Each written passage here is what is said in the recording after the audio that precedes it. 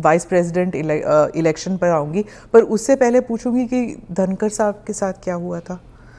उन्होंने आपने प्रेशर डाला था उन पर रेजिग्नेशन के लिए? नहीं, मुझे लगता है ANI ने रिसर्च विंग बंद कर दिया है। धनखड़ साहब का इस्तीफे का पत्र स्वयं स्पष्ट है। इन्होंने अपने आरोग्य का हवाला देते हुए इस्तीफा दिया है, स्वास्थ्य का हवाला देते हुए, और उन्होंने सरकार के मंत्री, प्रधानमंत्री और सभी सदस्यों का हृदय से उनके अच्छे कार्यकाल के लिए धन्यवाद किया है। पर विपक्ष और सभी पूछ रहे, मीडिया भी पूछ रही है कि वो है कहाँ, हाउस अरेस्ट पे है कि ऐसा क्या? है कि सच और झूठ की व्याख्या आपने शायद विपक्ष क्या कहता है इसको बना ली। पर काफी सारा बैकग्राउंड इंफॉर्मेशन तो बाहर निकल रहा था ना कि वो कुछ ट्राई कर रहे थे। ये भी बात निकल रही है कि शायद कू कर रहे थे। कौन? धनखड़ जी? नहीं, ऐसी कोई बात नहीं है जी। इसमें बात का बतंकर नहीं बनाना चाहिए। धनखड़ जी संवैधानिक पद पर बैठे, अपने कार्यकाल में उन्होंने संविधान के हिसाब से अच्छा काम किया जी।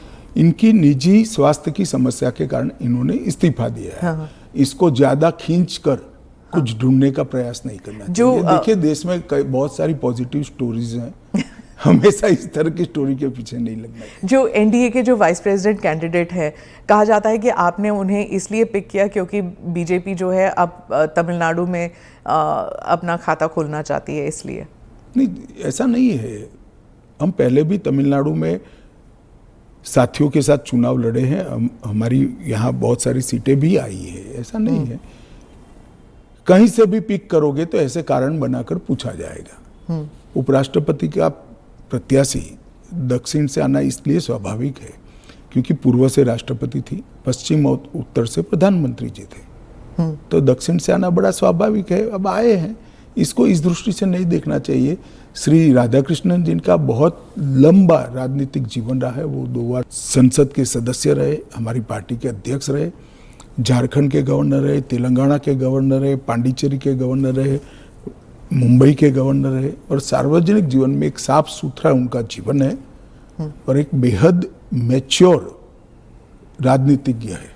तो कई सारे एक्सपर्ट्स कह रहे हैं कि उनका चुना ये भी है कि वो आरएसएस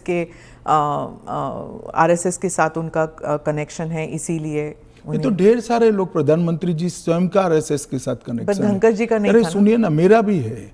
तो हम लोगों का चयन देश ने इसलिए किया है कि हम आरएसएस से। आरएसएस के साथ कनेक्शन होना कोई माइनस पॉइंट है क्या? आप बताइए। जरा भी नहीं है। अटल बिहारी वाजपेयी जी भी आरएसएस से कनेक्टेड थे, श्री अडवाणी जी भी आरएसएस से कनेक्टेड थे, मोदी जी भी है, मैं भी हूं, राधाकृष्णन जी भी है।